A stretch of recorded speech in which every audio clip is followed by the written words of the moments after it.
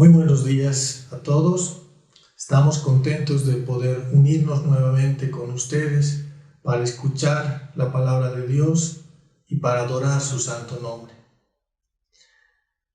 Vamos a comenzar la reunión agradeciendo a nuestro Dios Todopoderoso. Señor, te damos gracias porque nos permites reunirnos un domingo más. Te damos gracias, Señor, por nuestras vidas, por la protección y la bendición que has derramado sobre nuestras familias.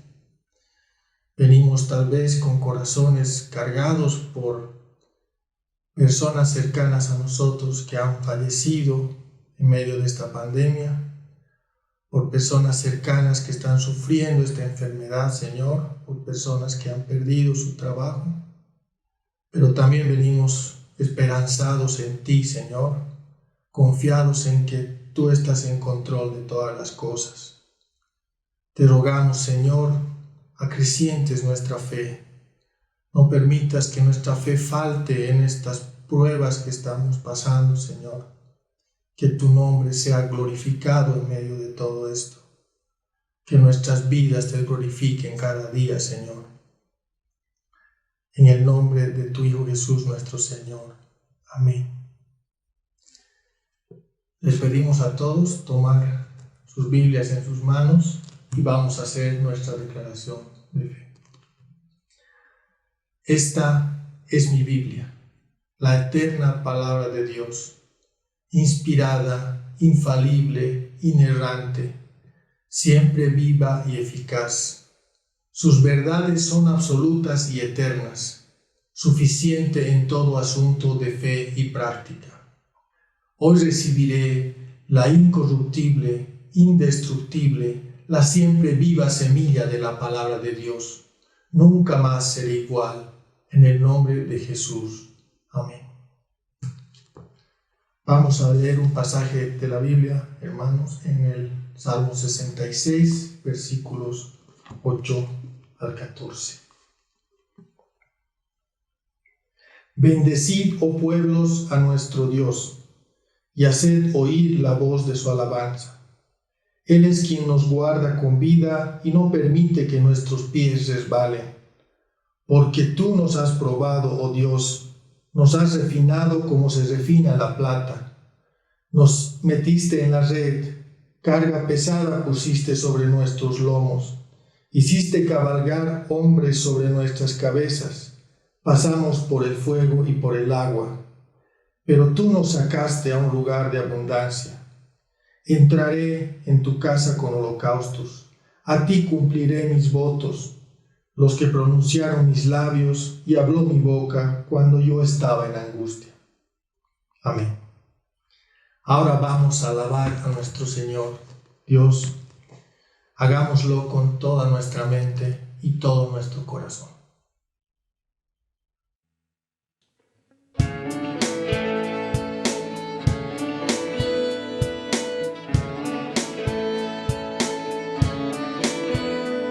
Señor es mi pastor, nada a mí me faltará.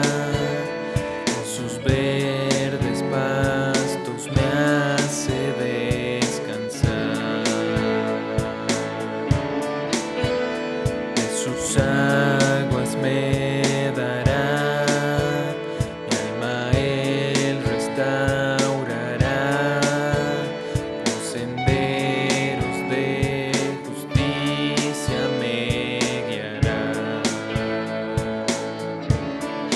Por amor de su nombre, jamás me dejarás. En tu fidelidad, Jesús, confiado está mi corazón.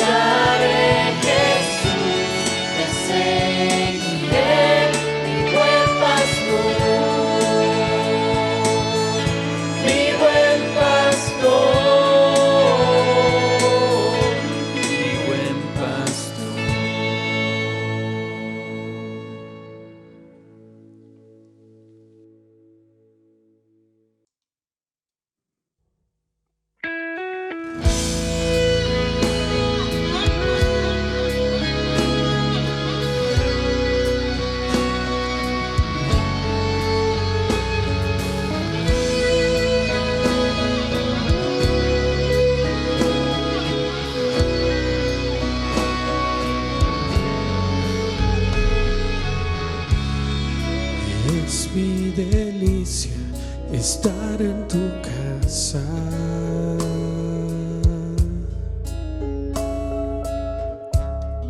Encuentro refugio bajo tus alas.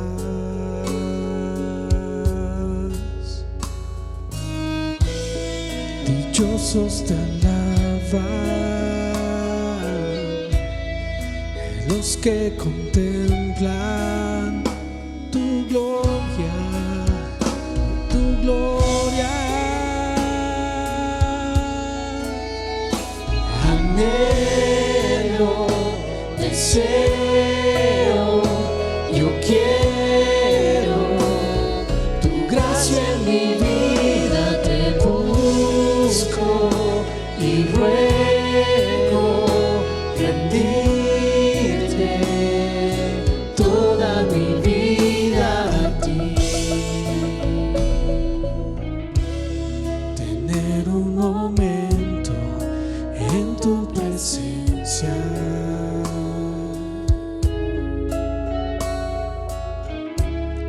vale más que un tesoro, más que una vida.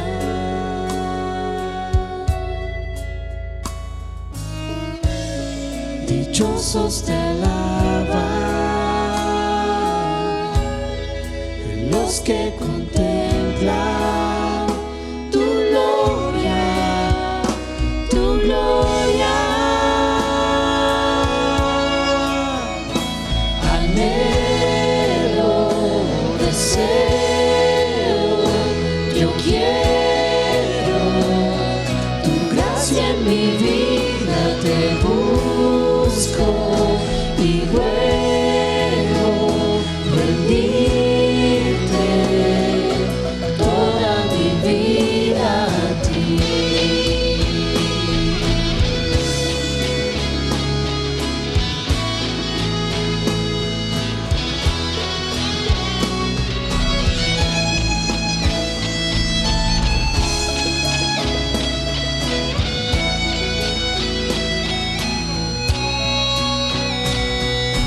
Dichoso el que tiene en ti su fortaleza. En medio de la aflicción renueva sus fuerzas en ti. Dichoso el que tiene en ti su fortaleza. En medio de la aflicción renueva sus fuerzas en ti. Dichoso el que tiene en ti su fortaleza. En medio de la aflicción renueva sus fuerzas en ti. Dichoso el que tiene en ti su fortaleza. En medio de la aflicción renueva sus fuerzas en ti. Anhelo, deseo, yo quiero tu gracia en mi vida, te busco y ruego rendirte toda mi vida. Anhelo, deseo, yo quiero tu gracia en mi vida, te busco y ruego rendirte toda mi vida a ti, toda mi vida a ti, toda mi vida a ti.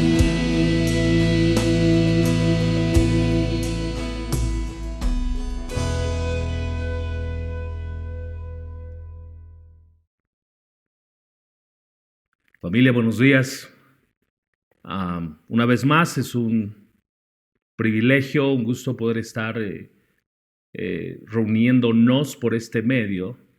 Hoy domingo 19 de julio es nuestra reunión número 18 bajo esta modalidad. Alguien me decía que por qué doy la fecha y por qué digo el número de reunión, que parece como una bitácora de vuelo, ¿no? Los que son de mi generación han entendido esa frase, pero realmente queremos que mires el tiempo que estamos reuniéndonos de esta manera y puedas sentir un nivel de carga por el deseo de estar juntos, de reunirnos juntos. Y una vez más, creo que es el anhelo de todos que esto de la pandemia pase pronto y podamos estar reunidos, estudiando juntos la palabra, adorando juntos al Señor, buscando su rostro juntos. Pero mientras llegue ese tiempo, como hemos venido diciendo a lo largo de estas semanas, esto es lo que Dios ha planeado en su soberanía. Este es el medio que Él ha elegido en este momento de la historia para que su evangelio corra. Entonces, sé muy bienvenido.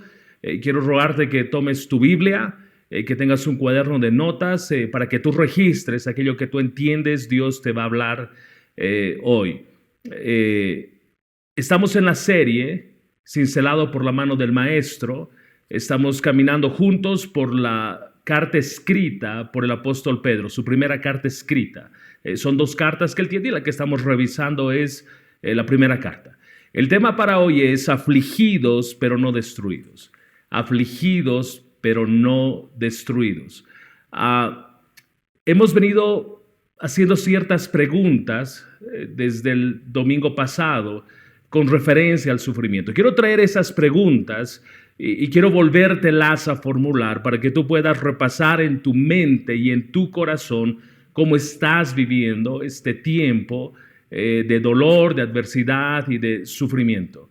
Entonces la pregunta es, ¿cómo respondes cuando viene el sufrimiento? ¿Cómo responde tu corazón cuando viene el sufrimiento? ¿Cómo responderás si todavía no estás pasando una etapa de dolor?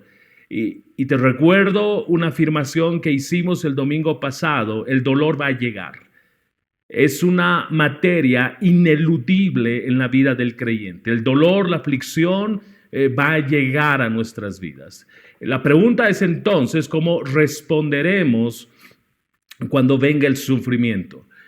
¿Cómo estás respondiendo si estás viviendo hoy en sufrimiento, en dolor, en adversidad? ¿Cómo estás respondiendo al sufrimiento? Quizás algunos pierden la esperanza en medio de las circunstancias y muchos caen en la desesperación, en la ansiedad, en la depresión, en la amargura. Pueden pensar que simplemente, como decíamos, ignorando la aflicción y los problemas alrededor de uno, estos van a pasar. Y déjame decirte que no, que la aflicción va a estar ahí, los problemas van a estar ahí. Ignorarlos no resuelve el problema. Ignorar es una actitud del corazón que no allana el camino para abrazar el sufrimiento y el dolor y mirar estos desde la perspectiva de Dios. El mundo, un mundo sin Cristo, puede pensar que esa es la forma. Recetarte relajantes, recetarte cosas para que puedas dormir, para que puedas enfrentar las ansiedades y los problemas de la vida dopado. Es básicamente la idea. Pero el creyente, aquellos que hemos nacido de nuevo, tenemos una esperanza viva y es lo que estamos sosteniendo a lo largo de estos domingos. Tenemos una esperanza viva. Y esta esperanza se hace evidente en la resurrección de nuestro Señor. Es allí donde se ancla nuestra esperanza. Ok, frente a ello, hicimos 4 afirmaciones que quiero volverlas a traer respecto al sufrimiento. 4 causas del sufrimiento. Primero, sufrimos en este mundo caído porque el pecado reina en el corazón del hombre. Entonces el sufrimiento es real. Sufrimos en este mundo caído porque este mundo está sujeto a corrupción. Sufrimos por nuestro propio pecado, por las consecuencias de nuestro pecado. y sufrimos por causa de nuestra fe. Estas son las 4 causas del sufrimiento. Como decíamos, Pedro está abordando 2 de ellas y principalmente y con mucho énfasis el sufrimiento por causa de nuestra fe. Entonces, la pregunta es, ¿cómo debemos responder cuando el sufrimiento llega?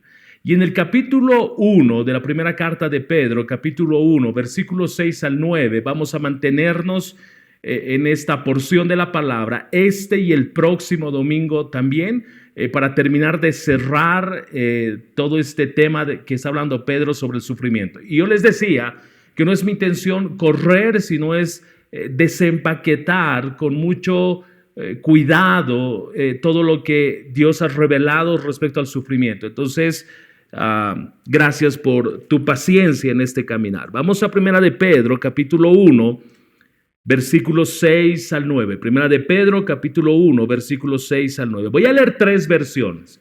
No estamos apurados, entonces quiero pedirte que tengas paciencia en estas lecturas, porque creo que hay mucha riqueza al momento de leer. Y esto es de los momentos donde no quisiera desperdiciar lo que otras versiones dicen, que nos traen mayor claridad.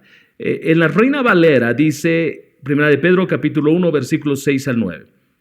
En lo cual vosotros os alegráis, aunque ahora por un poco de tiempo, si es necesario, tengáis que ser afligidos en diversas pruebas, para que sometida a prueba vuestra fe, mucho más preciosa que el oro, el cual aunque perecedero se prueba con fuego, sea hallada en alabanza, gloria y honra, cuando sea manifestado Jesucristo, a quien amáis sin haberle visto, en quien creyendo, aunque ahora no lo veáis, os alegráis con gozo inefable y glorioso, obteniendo el fin de vuestra fe, que es la salvación de vuestras almas.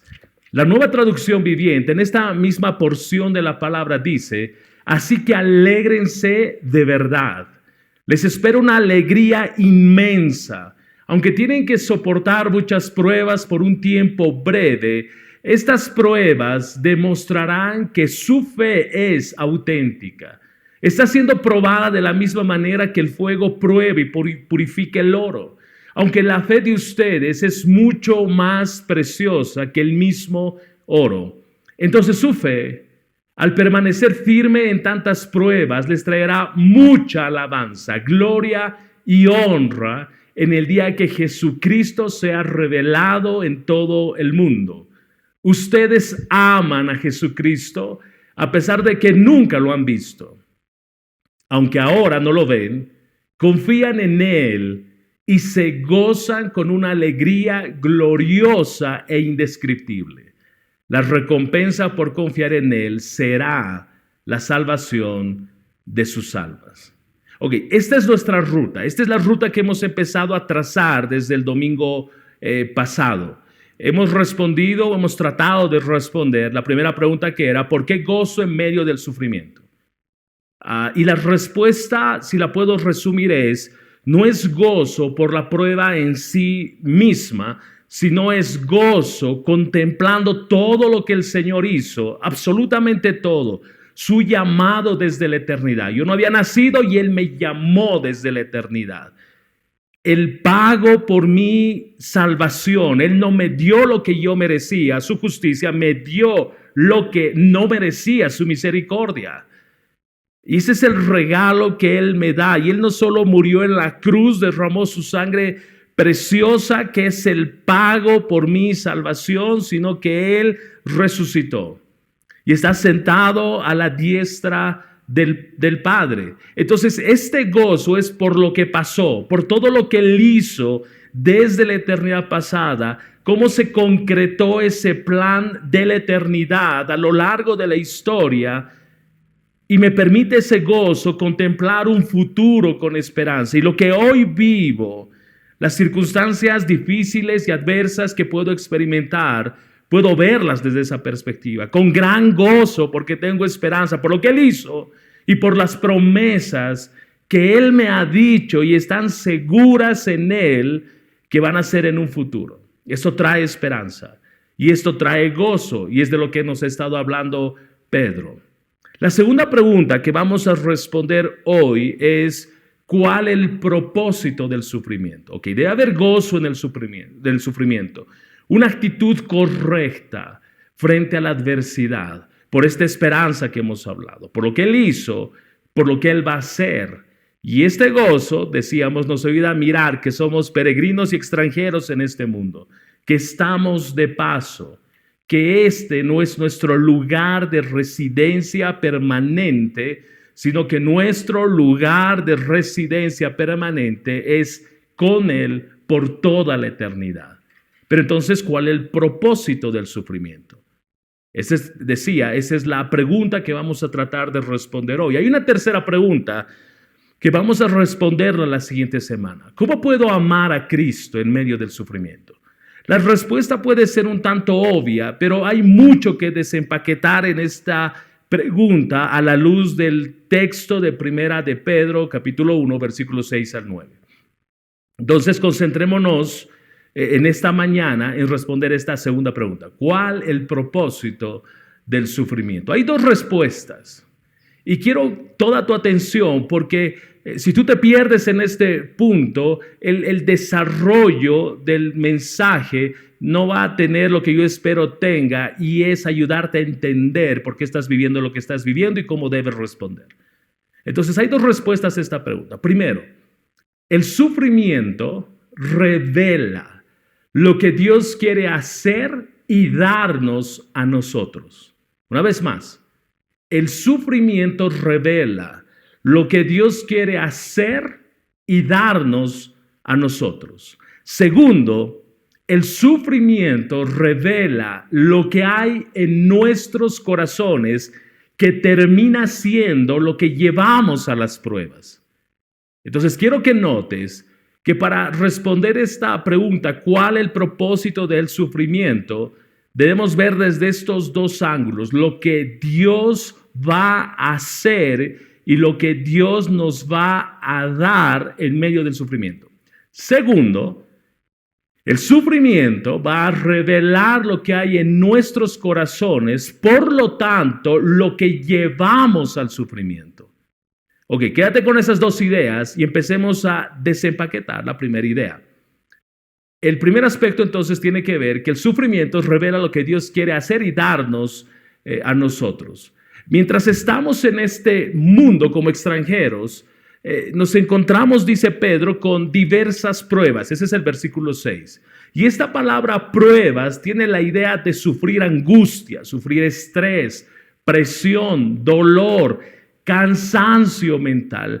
Y este cansancio mental es interesante que se describa dentro de la definición de prueba, porque es ese pesar en tu mente, esa agonía mental, como que todos los pensamientos que vienen a tu mente alrededor de tu sufrimiento te están aplastando y no sabes cómo moverte, no hallas una salida, te agobia, no puedes dormir, te hundes en tus pensamientos. Esas son las pruebas.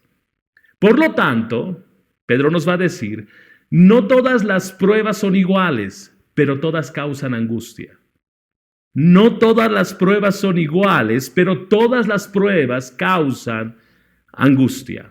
Entonces la respuesta a estas pruebas va a ser distinta, de distinta manera, dependiendo cómo lleguen estas. En el resto del versículo 6, el apóstol enumera 4 características muy concretas de las tribulaciones que Dios usa para probar la fe de los creyentes. Si tú observas el versículo 6, el texto nos dice, en lo cual os regocijáis grandemente, aunque ahora por un poco de tiempo, si es necesario. Presta atención, por favor, yo quiero pedirte que prestes atención a los detalles. Quiero volver a leer.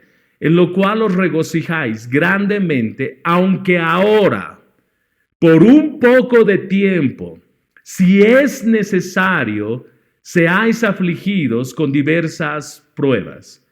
Entonces veamos estas 4 características. Primero, el texto nos está declarando que los problemas que se presenten ahora es por un poco de tiempo, por un tiempo limitado.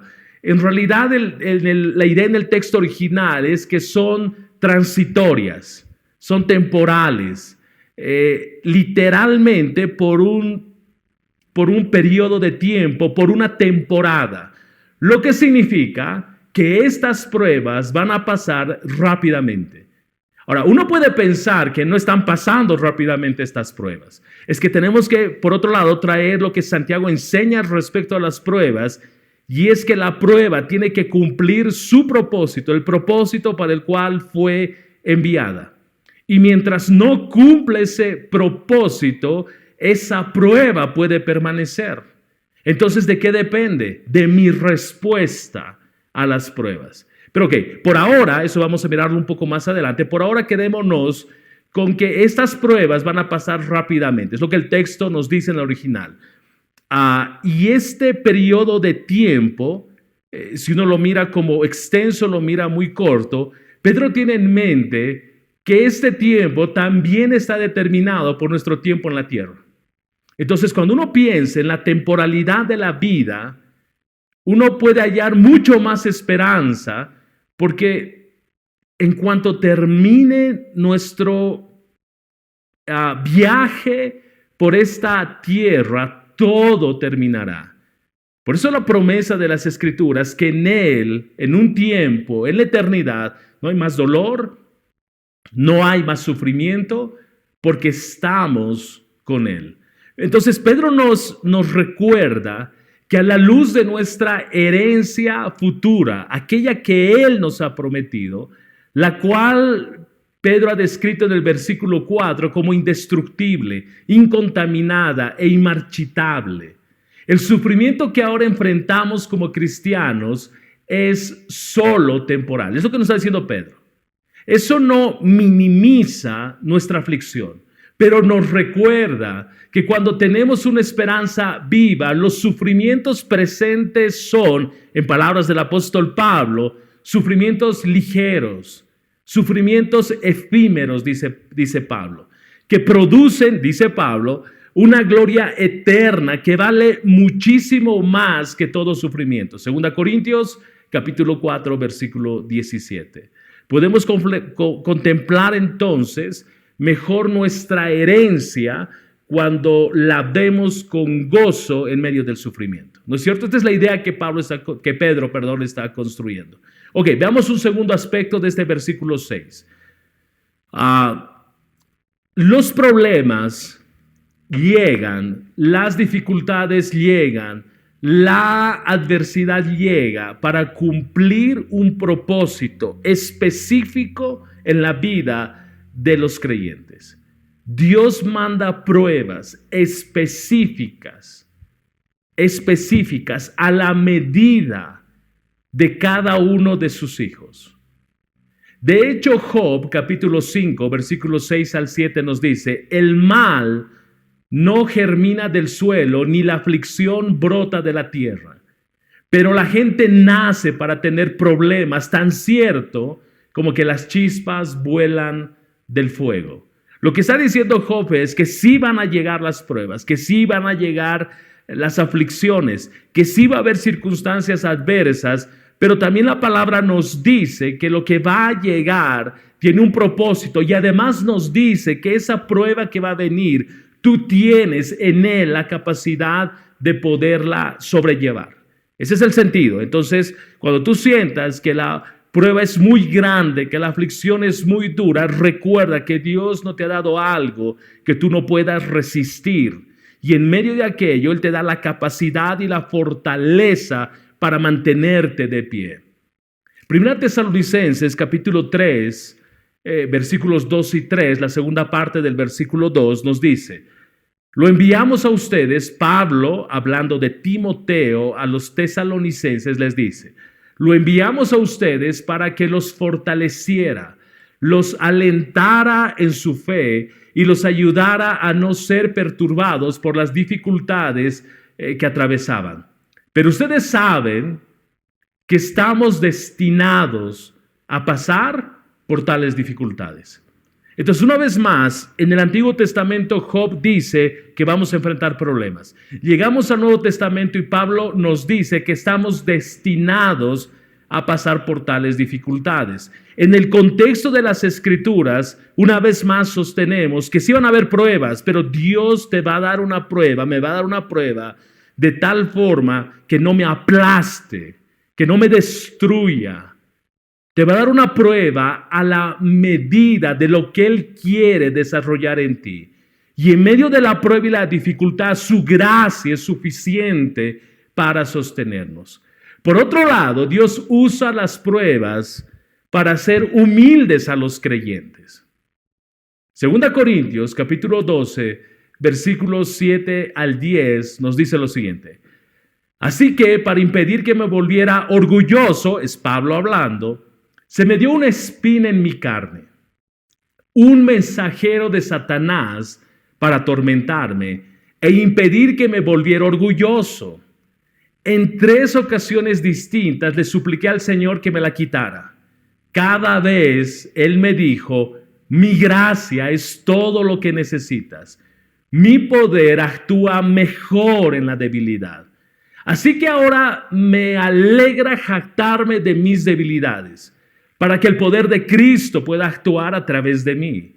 Es por esto que me deleito en mis debilidades y en los insultos, en privaciones, persecuciones y dificultades que sufro por Cristo, pues cuando soy débil, entonces soy fuerte. Las pruebas Dios usa para hacer humilde a los creyentes. Y esto es extraordinario. Esto es extraordinario porque las pruebas van a revelar nuestro corazón.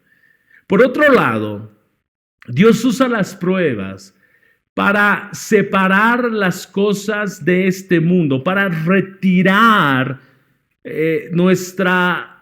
nuestros ojos de las cosas de este mundo y señalarnos el cielo, nuestro destino. Lo que pasa es que a veces muchos creyentes viven con los ojos anclados en este mundo y pierden la perspectiva de quiénes son y la esperanza que tienen en Cristo en un futuro. Juan capítulo 16, versículo 33 nos dice, les he dicho todo lo anterior, Jesús hablando, para que en mí tengan paz.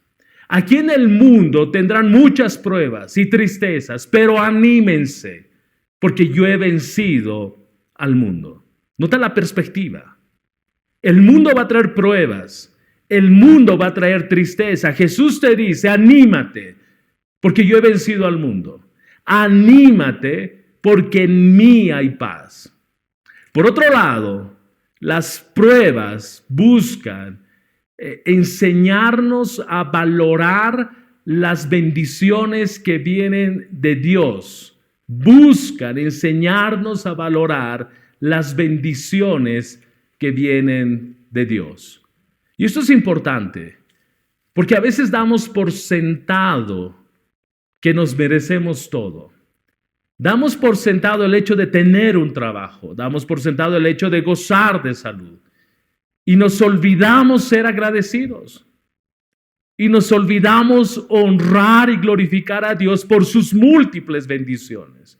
Y Dios, para enfocar nuestro corazón, a veces tiene que retirar esas bendiciones para hacernos volver a Él y reconstruir un corazón agradecido. Recordarnos que su provisión, su sustento, su cuidado, el mantenernos con salud o quitarnos, todo viene de Él. Y las pruebas traen eso. Por otro lado, las pruebas también tienen el fin de prepararnos para ayudar a otros. Prepararnos para ayudar a otros. La misma gracia, el mismo consuelo que recibimos en tiempos de aflicción y de dolor, Dios espera, 2 Corintios capítulo 1, versículos 3 al 7, Hebreos 13, 3, Dios espera que con el mismo consuelo que hemos sido consolados, podamos consolar a otros, podamos animar a otros, podamos alentar a otros. Dios no quiere que sus hijos sean indiferentes con el dolor ajeno. De hecho, el Señor nos enseña que aprendamos a sobrellevar las cargas los unos de los otros. Pero las pruebas, habiendo pasado por pruebas, estas pruebas nos enseñan a extender la misma gracia que hemos recibido. Y muchas veces, por otro lado, muchas veces las pruebas nos disciplinan nuestro corazón, disciplinan actitudes pecaminosas. Y tú vas a recordar 1 Corintios capítulo 11, versículo 30. Un grupo de personas participando de la cena del Señor, no con la mente correcta, no con el corazón correcto, sino que hicieron de la cena del Señor un momento de glotonería y un tiempo para emborracharse. Y no habiendo confesado esto, Pablo dice, por ello algunos están enfermos y por ello algunos duermen. Es que la disciplina del Señor muchas veces viene como resultado de olvidar delante de quién estamos. Y ese es un tiempo de prueba. La disciplina del Señor es un tiempo de prueba y muchas veces es un tiempo de dolor. Y todo esto viene, nos va a decir Hebreos, porque Él nos ama. ¿No es cierto? Es lo que nos enseña la palabra. Ok, finalmente en esta línea de pensamiento, el Señor quiere ayudarnos con las pruebas a fortalecer nuestro carácter. Y cuando tú miras la palabra, por ejemplo, en Romanos capítulo 5, versículos 3 al 5, el texto nos dice, y no solo esto, Pablo hablando, sino que también nos gloriamos en las tribulaciones, sabiendo que la tribulación produce paciencia. Nota los resultados de las pruebas, nota los resultados de la tribulación, nota los resultados de los tiempos de adversidad. Primero dice Pablo, nos gloriamos en las tribulaciones. ¿Por qué razón? ¿Por qué razón tenemos que gloriarnos en las tribulaciones? Sabiendo, dice Pablo, que la tribulación produce paciencia. ¿No es de lo que Santiago hablaba? Y la paciencia, carácter probado. Y el carácter probado, esperanza. Y la esperanza, dice la palabra, no desilusiona, porque el amor de Dios ha sido derramado en nuestros corazones por medio del Espíritu Santo que nos fue dado. Entonces, si tú estás en un tiempo de aflicción, de dolor, de prueba, estás en un tiempo de enfermedad, no pierdas de vista este texto. Porque Dios está diciendo, esta tribulación, este tiempo de enfermedad va a traer a tu vida, va a producir en tu vida paciencia. Va a producir un carácter probado. Va a traer esperanza a tu vida porque vas a dejar de mirar la vida desde una perspectiva horizontal y vas a empezar a enfocarte y mirar al Señor. Y esto va a traer esperanza. Y dice el texto que la esperanza no desilusiona porque el amor de Dios ha sido derramado en nuestros corazones por medio del Espíritu Santo, presta atención, que nos fue dado. Es que tú tienes, yo tengo, todo creyente tiene la tercera persona de la Trinidad morando en nuestros corazones. Y Él nos da certidumbre de que Dios en medio de la aflicción está obrando. Pedro, más adelante en esta misma carta, en la primera carta, capítulo 5, versículo 10, va a decir algo. Él dice, el Dios de toda gracia, que nos llamó a su gloria eterna en Jesucristo, después que hayáis padecido un poco de tiempo, Él mismo os perfeccione, afirme, fortalezca y establezca. Nota lo que está diciendo. Para ser perfeccionados, afirmados, fortalecidos, establecidos, ¿qué tiene que pasar? Tienen que venir pruebas. Tiene que venir tiempo de aflicción. Es que a veces pensamos que este planeta llamado Tierra es nuestro lugar de morada por toda la eternidad. Y no es así. Dios nos prepara en esta vida, presta atención, Dios nos prepara en esta vida para una eternidad con Él. Y todo lo que vivimos, todo lo que enfrentamos es parte de esta preparación para estar con Él por una eternidad. No un tiempo limitado, por una eternidad. Ok, pensamiento de Pedro a la luz del versículo 6 del primer capítulo. Por medio de esta frase que él usa, tengáis que ser afligidos, Pedro reconoce que es innegable que los problemas producen aflicción. Yo creo que aquí sí nos abrazamos de Pedro y le decimos, sí, Pedro, tienes razón. Es innegable que los problemas producen aflicción.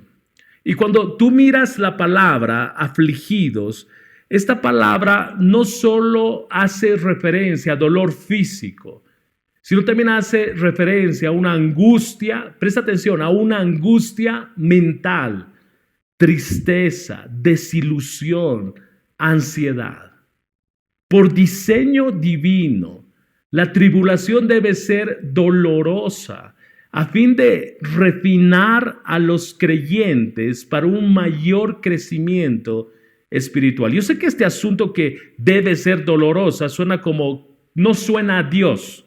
Me explico por qué no puede pensar, pero si Dios es amor y Él es muy misericordioso, ¿cómo nos va a dar una tribulación? ¿Cómo va a enviar una tribulación que produzca dolor?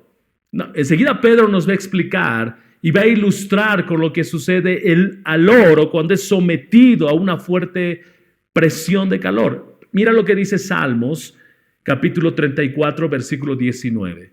Muchas son las aflicciones del justo. Y es el salmista, no pocas, no algunas, muchas son las aflicciones del justo, pero de todas ellas lo libre el Señor.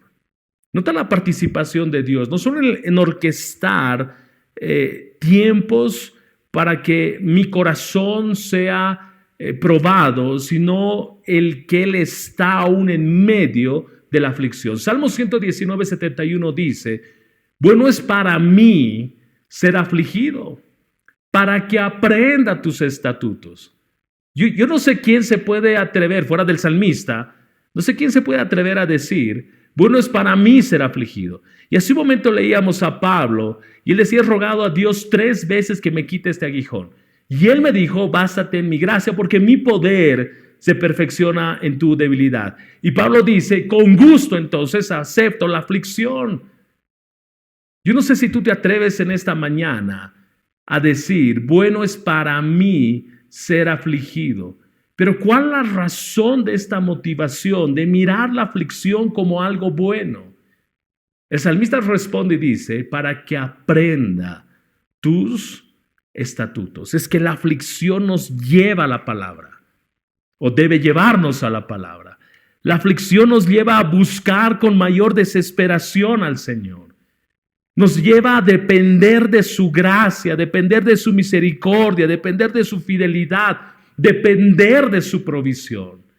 El salmista entendía esto, Pablo entendió esto, por eso ambos coinciden y dicen, bueno es para mí ser afligido, porque entiendo que en la aflicción estoy más desesperado de buscar al Señor. Tengo mayor necesidad de Él, pero cuando todo está quieto, doy por sentado, decíamos, que voy a tener provisión, que va a haber salud, que las cosas van a armonizar, que todo va a estar en orden.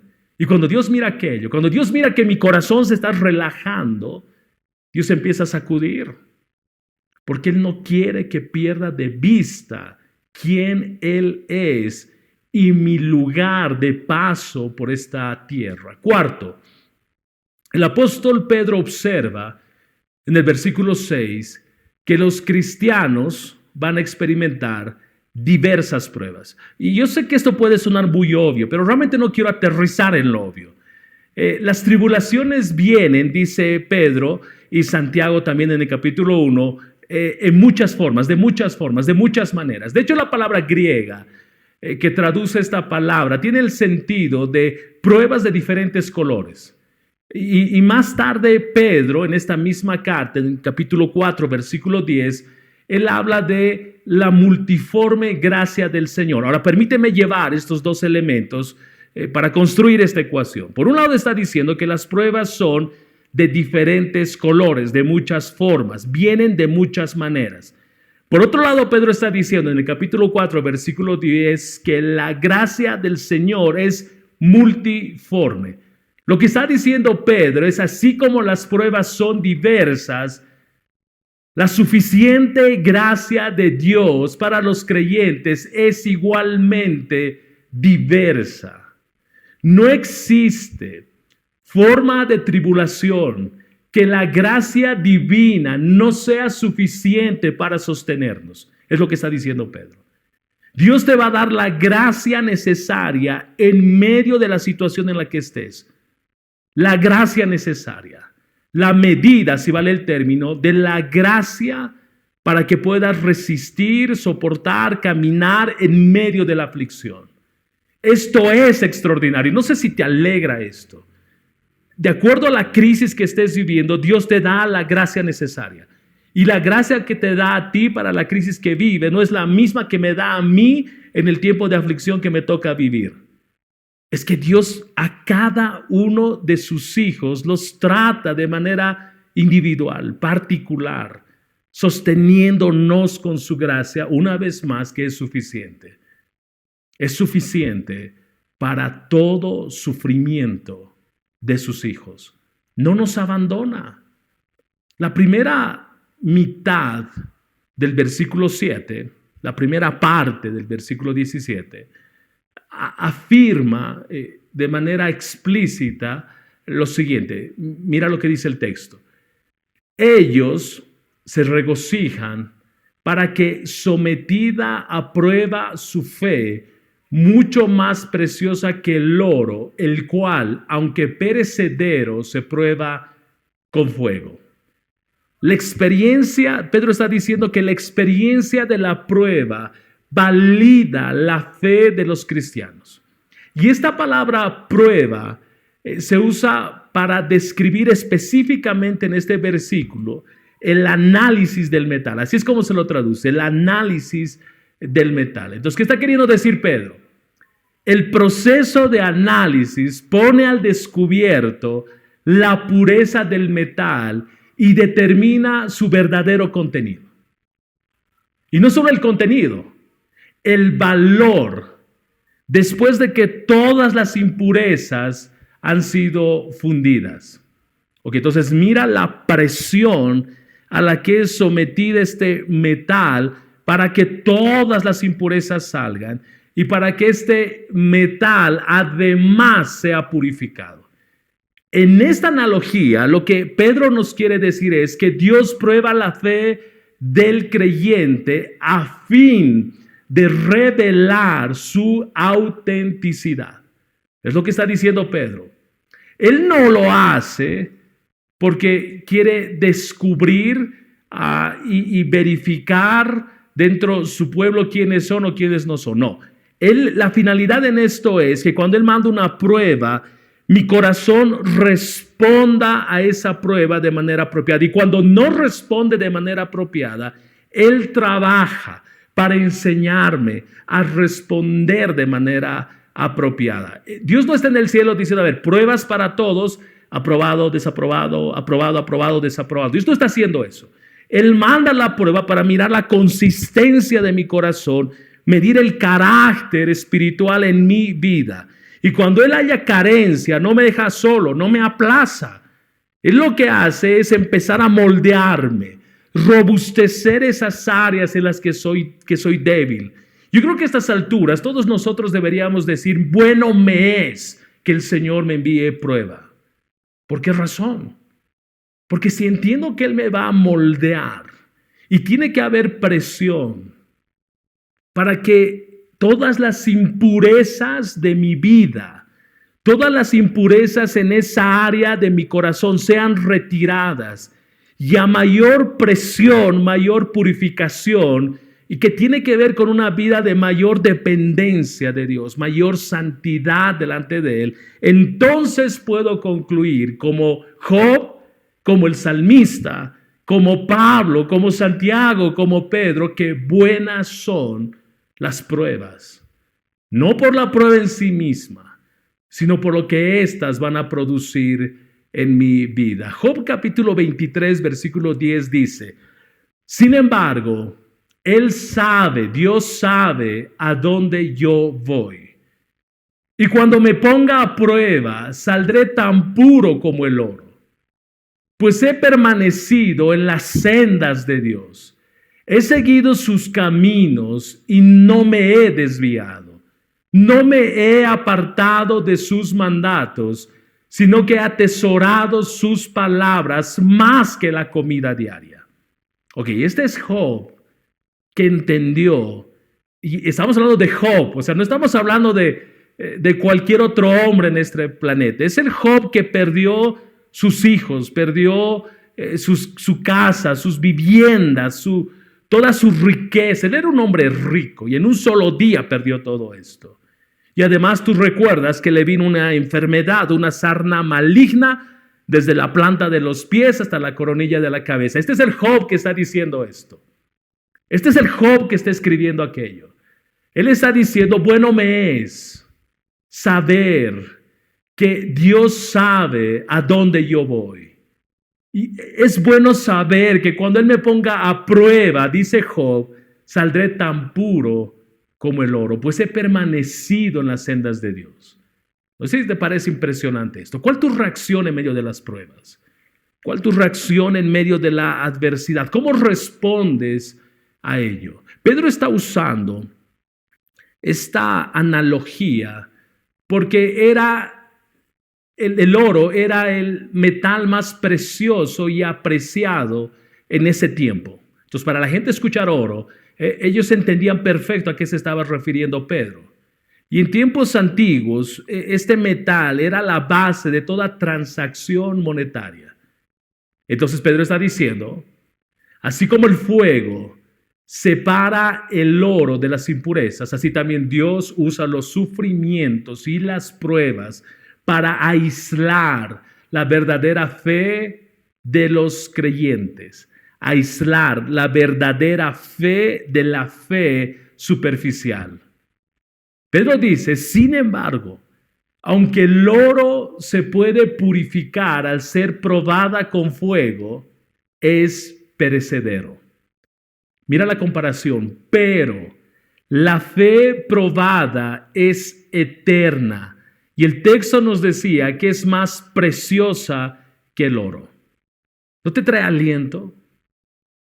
Saber que Dios, al usar las pruebas y en este tiempo de pandemia, usar todo lo que ha traído esta pandemia y a los hijos de Dios de manera específica que están pasando por tiempos de crisis, ausencia de salud, conflictos, lo que fuese, saber que Dios está detrás de todo esto y Él está orquestando cada circunstancia, por más difícil que parezca, con la finalidad de moldear nuestros corazones, de hacernos volver a Él, de cambiar nuestra perspectiva de la vida y llevarnos a ver a Dios por encima del sol.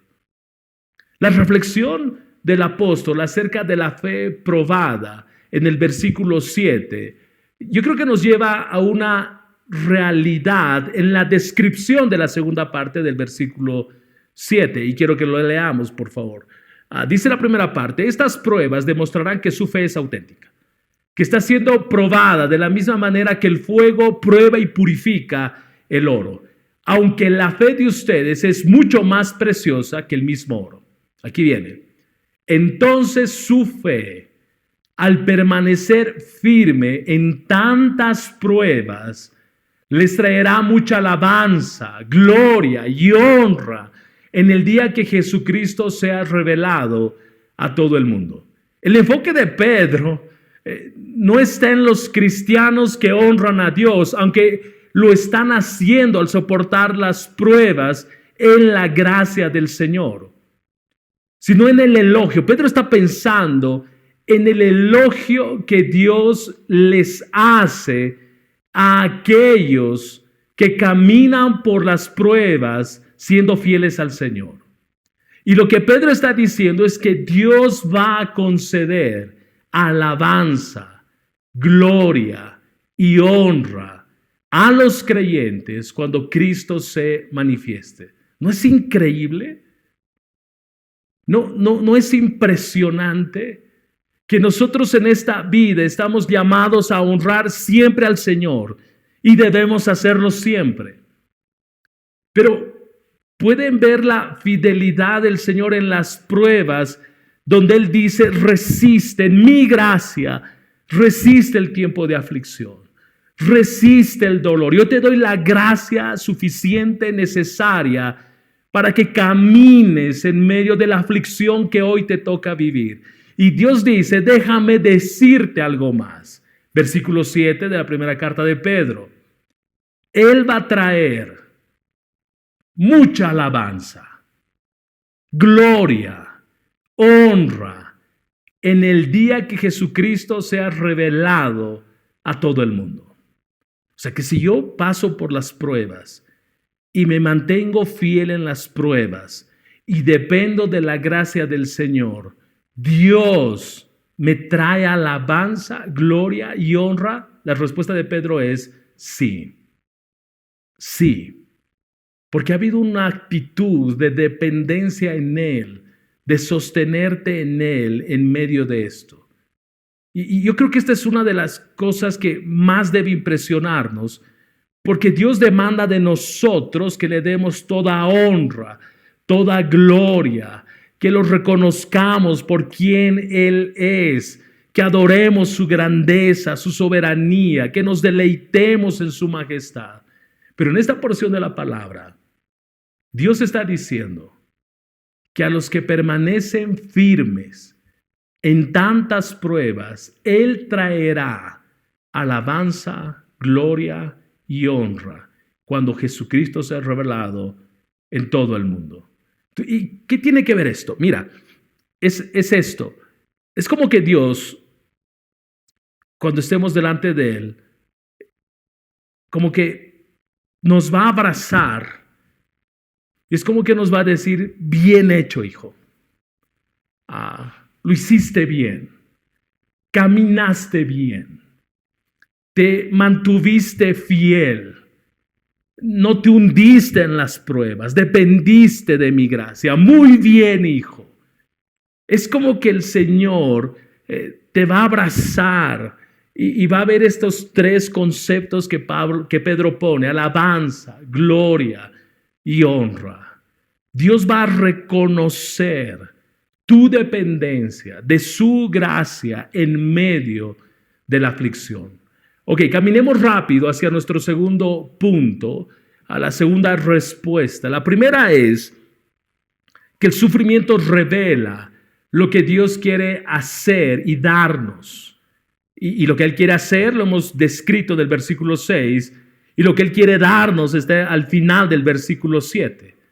Entonces avancemos en este punto de que el sufrimiento ahora revela lo que hay en nuestros corazones. El sufrimiento revela lo que hay en nuestros corazones. Pedro dice, todo el que sufre debe entender esto: nunca sufres solo aquello por lo que estás sufriendo, sino sufres también por la manera en la que tu corazón responde al sufrimiento.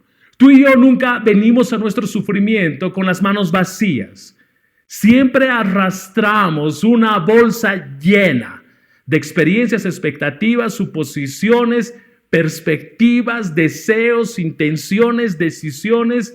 Todo esto traemos a las pruebas. Así que nuestras vidas están conformadas no solo por lo que sufrimos, sino por lo que llevamos a nuestro sufrimiento. Lo que piensas de Dios, de ti mismo, cómo miras la vida, cómo miras a los demás, todo esto afecta profundamente en cómo reaccionas, cómo respondes en medio de las pruebas. Tu sufrimiento está más, permíteme usar esta palabra, más poderosamente formado por lo que está en tu corazón que por lo que está sucediendo externamente. Yo quiero hacer mención a esto. La enfermedad, por ejemplo, hay personas que las enfrentan, hay creyentes que las enfrentan con mucha quietud y entienden que, es un tiempo de prueba y voy a depender del Señor y voy a descansar en su gracia, y se sostienen porque eso ha salido de su corazón. Entienden quién es Dios, entienden quién está detrás de esa prueba. Entienden que Dios va a formar su corazón, va a moldear su corazón. Pero un creyente, en una misma prueba de enfermedad, de su corazón puede salir angustia, desesperación, tristeza, amargura, afán, desilusión. Entonces no solo es cómo se orquesta la prueba alrededor de mí, sino cómo yo respondo a esa prueba. Entonces nuestras respuestas a las distintas circunstancias, situaciones en la vida, sean físicas, sean de relaciones, sean de circunstancias, siempre están más determinadas por lo que está dentro de nosotros, en nuestro corazón, que por las cosas que estamos enfrentando. De hecho, Proverbios capítulo 4, versículo 23 nos dice: sobre todas las cosas, cuida tu corazón, porque este determina el rumbo de tu vida. Paul Tripp hace un comentario que quiero traerlo. Él dice: como una corriente, tus actitudes, elecciones, reacciones, decisiones y respuestas a lo que estás enfrentando están fluyendo de tu corazón. El corazón es tu núcleo causal.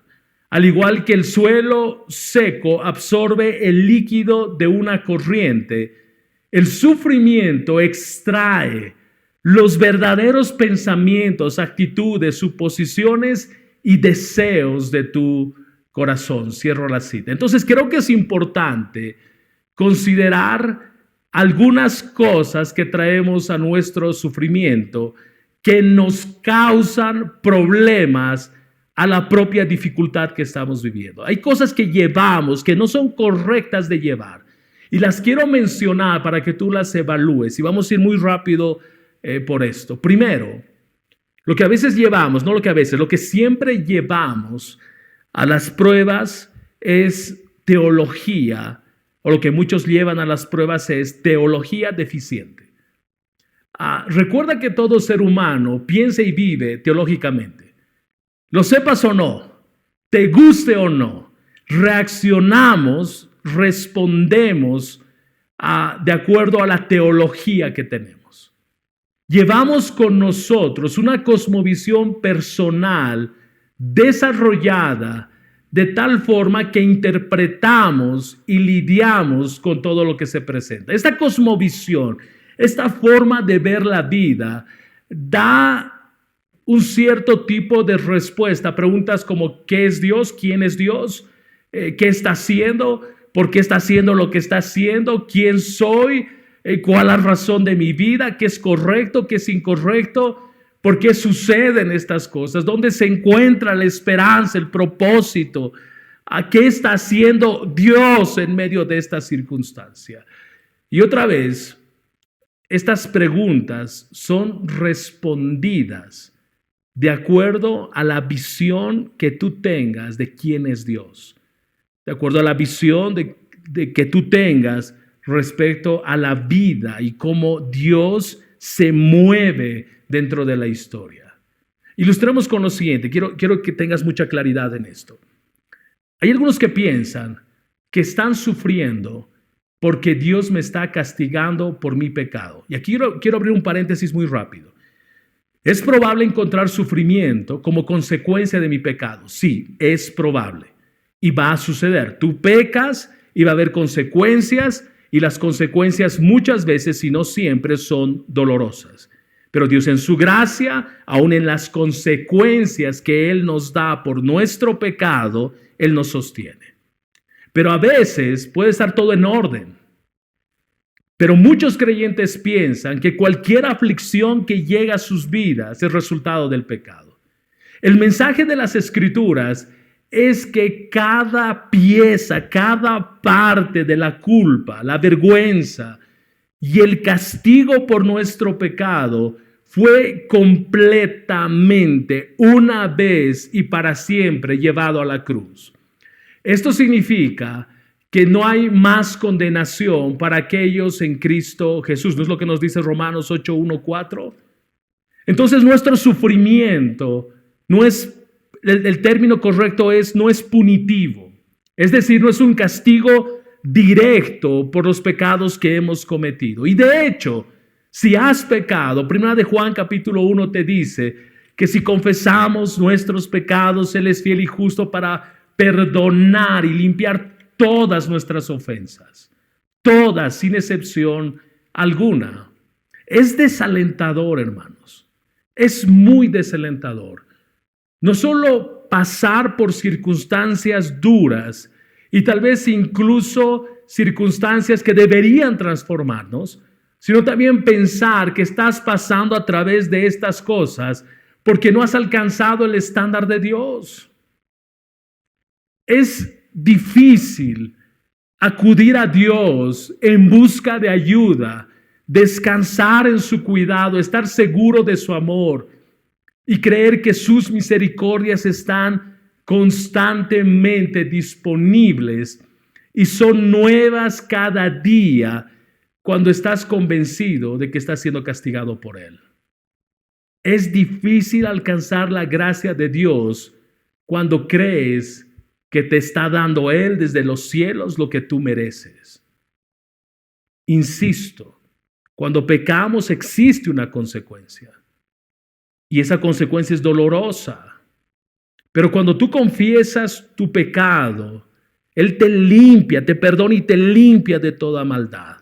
La consecuencia puede permanecer, pero decíamos que Él te sostiene aún en medio de la consecuencia. Pero estamos hablando de que todo el tiempo, aunque tu vida esté en orden, cuando llega aflicción piensas que es castigo de Dios y eso no es así.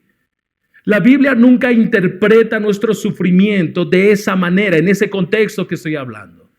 De hecho, enseña lo contrario.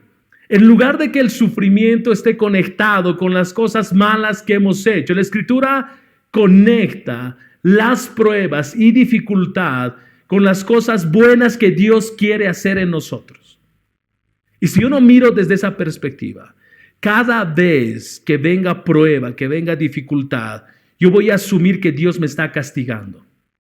Y no va a aparecer quien te diga, siembra, ofrenda, da, para que esto que viene te sea quitado. No va a faltar quien te diga que esto es consecuencia de hasta la segunda, tercera y cuarta generación por lo que hicieron tus tatarabuelos.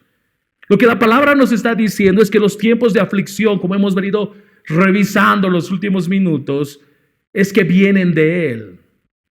Y cuando vengan, el ejercicio más correcto de hacer es evaluar mi corazón. Y si hay pecado, confesarlo y apartarme de él y descansar en su perdón y en que su sangre es suficiente para limpiar todos mis pecados. Y si hay quietud en mi conciencia, puedo entender que esta prueba entonces está viniendo porque quiere moldear mi corazón. Pero pierdes mucho y ganas mucho dolor cuando no puedes acercarte a Dios porque sientes que estás siendo castigado. Segundo, a veces lo que se lleva a las pruebas, lo que muchos creyentes llevan a las pruebas, es una duda enorme de Dios. El sufrimiento no cambia tanto tu corazón como expone lo que ha estado en tu corazón. Permíteme repetir esto. El sufrimiento no cambia tanto tu corazón como expone lo que ha estado en tu corazón. La dificultad tiene una habilidad asombrosa, y tú estás de acuerdo en esto conmigo, para revelar lo que hay dentro de nuestros corazones. Las pruebas revelan nuestros verdaderos pensamientos y deseos. Revela dónde has estado buscando tu quietud, tu paz, tu gozo. Revela cuál es la fuente de tu satisfacción. Revela dónde has estado buscando sentido a tu vida. Las pruebas revelan dónde está tu esperanza. El sufrimiento siempre expondrá la verdadera naturaleza de nuestra relación y comunión con Dios. El sufrimiento será aún más doloroso si cuestionas la presencia, la promesa, la bondad y la fidelidad de Dios. Tercero, lo que muchos creyentes llevan a las pruebas son expectativas poco realistas de la vida. Y en esta etapa quiero apoyarme en un artículo de Paul Tripp. Primero, está la expectativa de lo que es y siempre será. Y Romanos capítulo 8, versículo 21 nos dice que este mundo está sujeto a corrupción.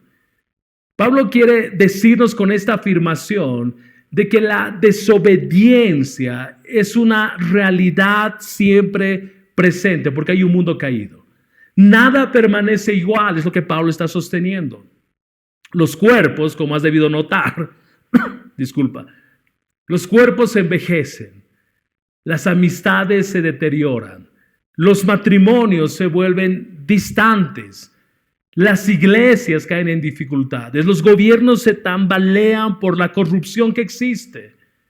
De una u otra forma, todas las cosas buenas a nuestro alrededor están bajo ataque constante. El cambio es una realidad constante, pero todos tendemos a pensar que lo que tenemos hoy estará con nosotros mañana y las mañanas que sigan. Pablo nos está diciendo no es así. Este mundo, al estar sujeto a corrupción, se deteriora. El segundo aspecto de esta afirmación de lo que llevamos a las pruebas es que nuestras expectativas es que tendemos a no tomar en serio el quebrantamiento del mundo en el que vivimos. Romanos 8:22 nos dice que este mundo gime. Y tú estás de acuerdo con esto, no solo por lo que la palabra lo dice y lo sostiene, sino porque tú gimes cuando te sientes débil. Gimes cuando tienes dolor. Usando este mismo término que usa Pablo, gimes cuando algo ha sido dañado. Gimes cuando estás desanimado. Gimes cuando te preguntas si lo que ha causado tu gemir nunca terminará. Gimes cuando no puedes encontrar palabras para expresar tus clamores. Si no tomas en serio la condición de declive de este mundo, vivirás con expectativas no claras, no correctas respecto a lo que está sucediendo. Y eso es lo que llevamos a las pruebas. Llevamos una expectativa de que Dios tiene que sanar a esta persona. Dios tiene que darme esto en medio de la aflicción. No, Dios no tiene que. Dios no tiene que. Dios no está a nuestro servicio. ¿No nos enseñó eso Jesús? Cuando Él estuvo orando y pidió a su Padre que si era posible pase de Él el sufrimiento que venía.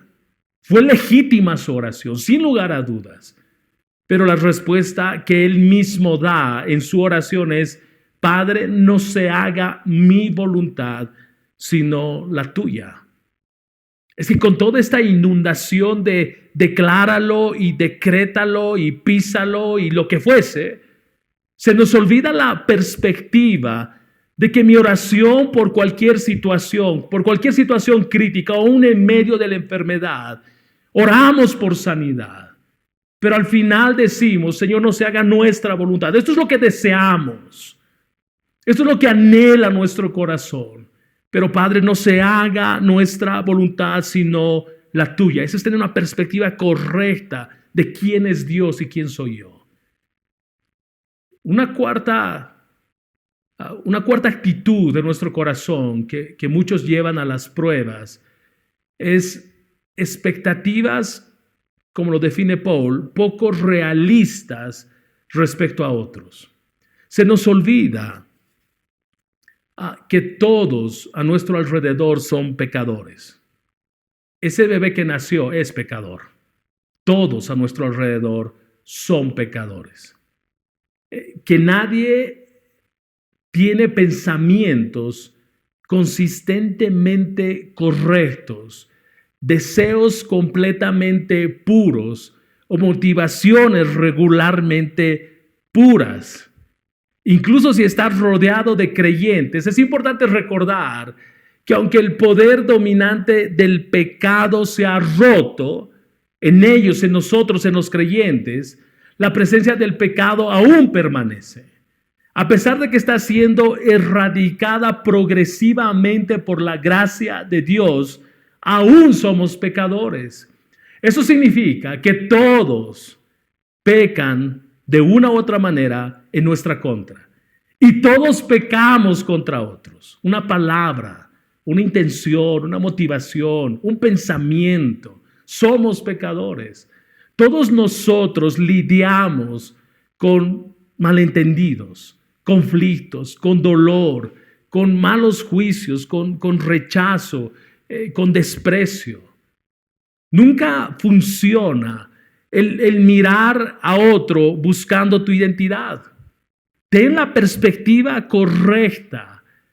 Todos somos pecadores y todos vamos a fallar y todos vamos a lastimar y todos vamos a herir. Nunca funciona el mirar a otro buscando tu identidad. Nunca funciona pedirle a las personas que le den sentido y propósito a tu vida. No es realista mirar a alguien buscando paz en tu corazón. Las cosas nunca van bien cuando le pides a otro ser humano defectuoso que sea la fuente de tu felicidad. Déjame recordarte y darte la perspectiva correcta en esto. Tenemos un Señor, tenemos un Mesías siempre fiel.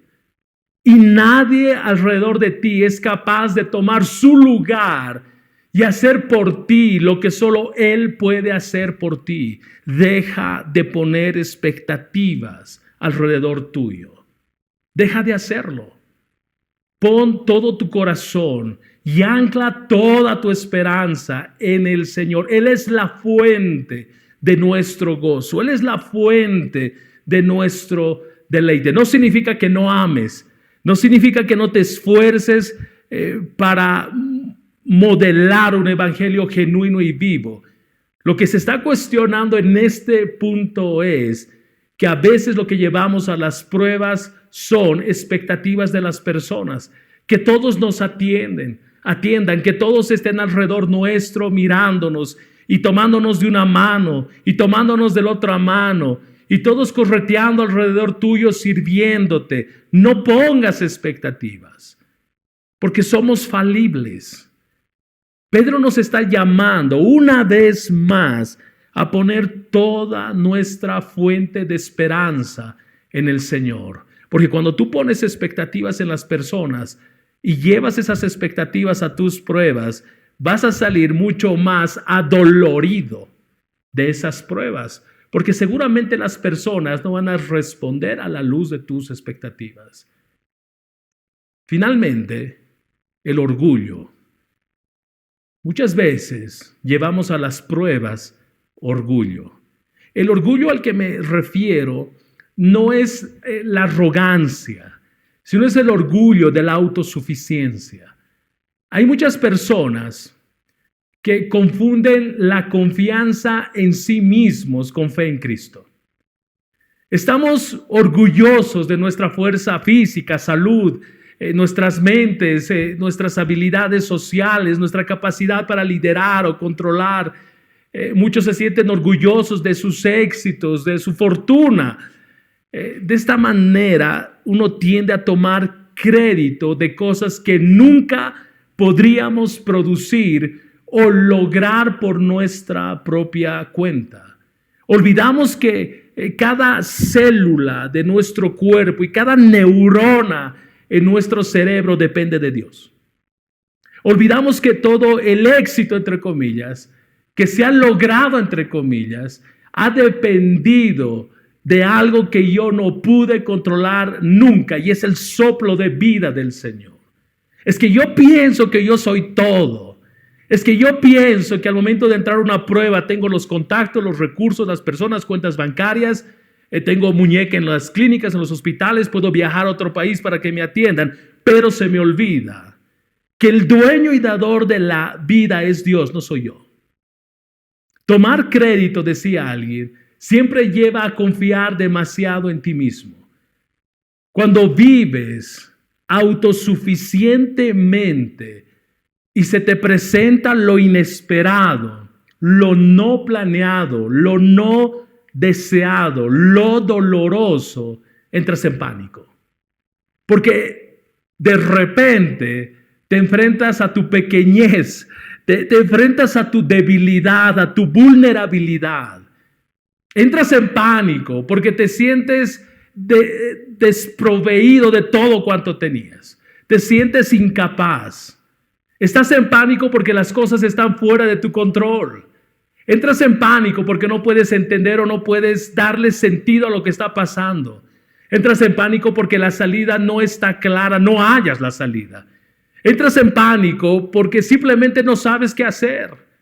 El sufrimiento expone el peligro de la autosuficiencia. La prueba, la dificultad expone dónde está mi confianza, dónde está mi seguridad. Nos recuerda que no fuimos diseñados para vivir independientemente de Dios. Las pruebas nos recuerdan que en todas las áreas de nuestra vida debemos depender de Él. Y hay un terreno que viene de la mano con esto, y es el materialismo. Yo lo mencioné hace unos segundos. Es depender en todo lo que tienes. Depender que tu salud está segura porque tienes un buen seguro médico. Que tu salud depende de las cosas que tú controlas alrededor tuyo. Nada. No hay un solo lugar seguro, sino buscando a Dios. Las cosas materiales que Dios creó nunca pueden hacer por ti lo que solo Dios puede hacer. Cuando le estás pidiendo a las cosas materiales que te den lo que nunca estuvieron destinadas para dar, la pérdida de esas cosas trae dolor a tu corazón. Muchos llevan a las pruebas egoísmo. Y de hecho 2 Corintios capítulo 5 versículo 15 nos dice: Él murió por todos para que los que reciben la nueva vida de Cristo ya no vivan más para sí mismos, mas bien vivirán para Cristo, quien murió y resucitó por ellos. Paul Tripp dice algo extraordinario: el pecado nos hace ser impulsados por deseos egoístas, un espíritu de derecho y una silenciosa lista de demandas. El pecado nos hace querer nuestro propio camino, querer la soberanía sobre cosas que no fuimos diseñados para controlar y querer coaccionar a otros al servicio de nuestra agenda. Ninguno de nosotros en este lado de la eternidad es capaz de escapar completamente del egoísmo del pecado. Esta tendencia del corazón hacia el egoísmo funciona siempre de manera inapropiada y siempre trae dolor. Cierro la cita. Entonces la pregunta es: ¿qué llevas a tu sufrimiento? ¿Teología deficiente? ¿Dudas respecto a Dios? ¿Expectativas poco realistas? ¿Expectativas poco realistas respecto a otros? ¿Orgullo? ¿Materialismo? ¿Egoísmo? ¿Qué llevas a tu sufrimiento? En esta etapa de sufrimiento que probablemente estés pasando, ¿qué está saliendo de tu corazón? La pregunta para nosotros es, entonces, ¿cómo debemos vivir? El sufrimiento nos confronta con el hecho de que la vida no se trata de nosotros, sino de Dios. No se trata de nuestra gloria, sino de la suya. No es primero sobre nuestro placer, sino sobre su nombre. No se trata de nuestros planes para nosotros, sino de su voluntad para nosotros. No se trata de nuestro control, sino de su control. No de nuestros pequeños reinos, sino de su reino. No se trata de nuestros éxitos, sino sobre el despliegue de su majestad en medio de la adversidad más oscura. Las crisis de fe que a menudo acompañan al sufrimiento es el resultado de un choque entre nuestra voluntad y la voluntad de Dios, lo que yo quiero que sea y lo que Dios ha decretado va a ser. A veces es un choque de yo sobresalir en esta circunstancia cuando el que debe de glorificarse es Dios. En nuestro egoísmo no podemos ver el sufrimiento de ningún tipo como algo bueno. Así que empezamos a cuestionar a Dios. Empezamos a cuestionar su bondad, su misericordia, su fidelidad, su provisión.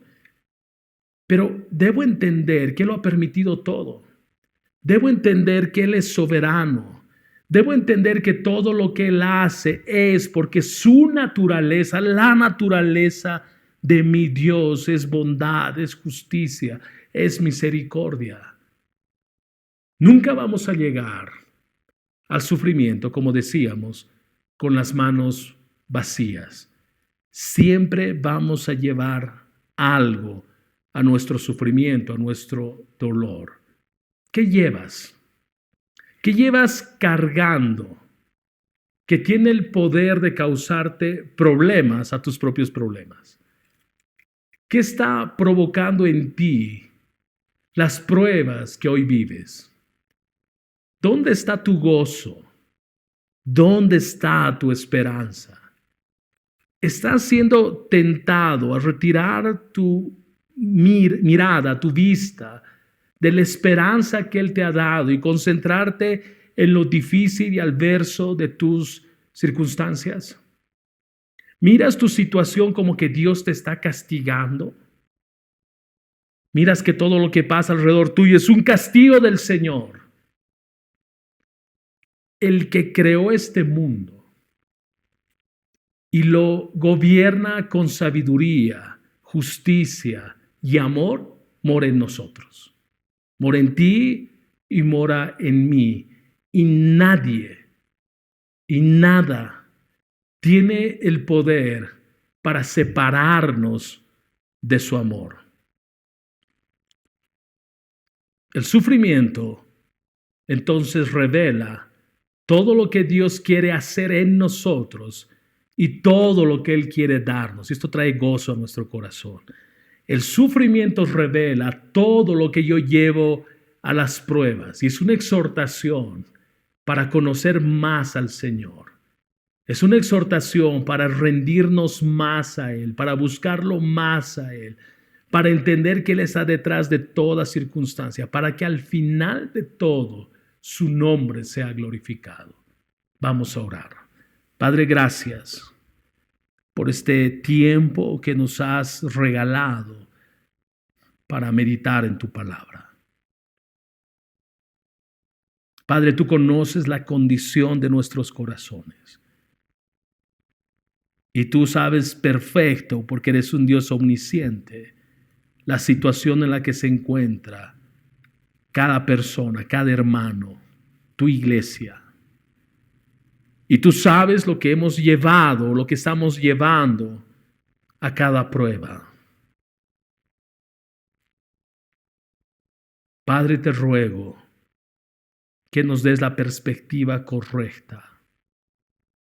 Padre, te ruego que estas circunstancias, este tiempo de aflicción, de tribulación, nos ayuden a contemplarte a ti, a descansar en la suficiencia de tu gracia, en el poder que nos sostiene desde adentro, porque tu Espíritu Santo mora en nosotros y nos equipa y nos capacita y nos instruye para poder caminar en medio de las pruebas de tal forma que te honremos.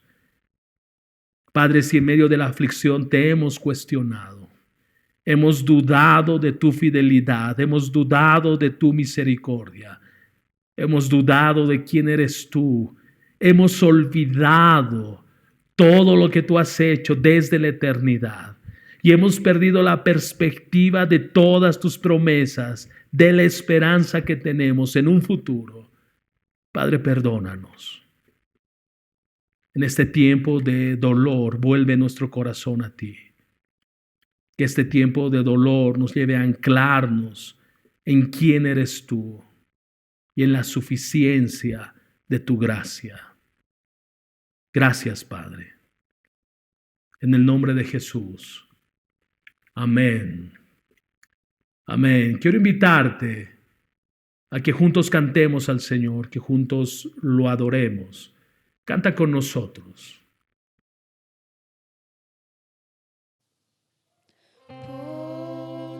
tus ojos en Cristo, tan lleno de gracia y amor, y lo terrenal sin valor será a la luz del glorioso Señor. Pon tus ojos en Cristo, tan lleno de gracia y amor, y lo terrenal sin valor será a la luz del glorioso Señor. Oh alma cansada y turbada, sin luz en tu senda andarás. Al Salvador mira y vive, del mundo la luz es su faz. De muerte a vida eterna, te llama el Salvador fiel. En ti no domina el pecado, hay siempre victoria en ti. Pon tus ojos en Cristo, tan lleno de gracia y amor, y lo terrenal sin valor será a la luz del glorioso Señor. Jamás faltará su promesa. Él dijo: contigo estoy. Al mundo perdido ve pronto y anuncia la salvación hoy.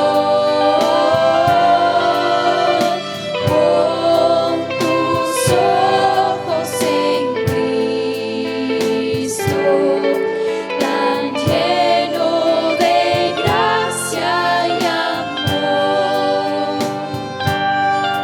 y lo terrenal sin valor será a la luz del glorioso Señor. Pon tus ojos en Cristo, tan lleno de gracia y amor, y lo terrenal sin valor será a la luz del glorioso Señor.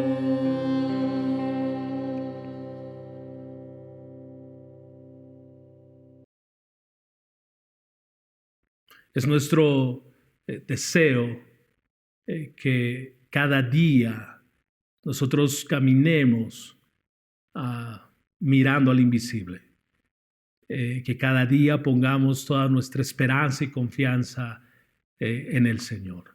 Antes de cerrar, quiero darte un anuncio muy rápido, y es que este viernes que viene van a tener las mujeres una tercera reunión online, y el tema es la falta de de gozo y de contentamiento. Van a desarrollar este tema, como en Cristo puedo hallar gozo, como en Él, en medio de las distintas circunstancias que les toque vivir, pueden hallar contentamiento. Entonces la cita es este viernes que viene a las 6 de la tarde. Vamos a publicar en nuestra cuenta de Facebook el link para que tú puedas conectarte.